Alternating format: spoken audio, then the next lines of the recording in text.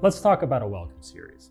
A welcome series is an automated set of messages a company sends to brand new email subscribers. For example, Mary visits your website and is presented with a pop-up asking you to subscribe to receive emails. When Mary submits her email address, that triggers a series of automated messages to be sent to her. This is the welcome series. These messages see over a 50% conversion rate, meaning more than half of the people who click on them go on to make a purchase. They're also responsible for 13% of all email orders, but account for less than 1% of the total number of emails sent. Talk about powerful.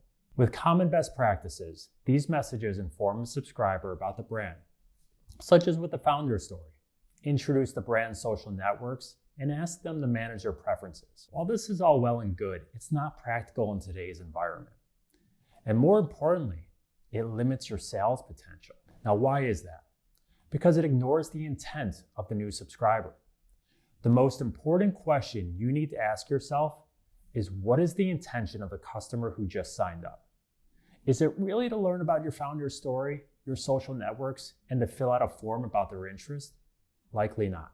Answering that one question about customer intent will help you create a welcome series that not only connects with your audience, but guides them along their path to purchase.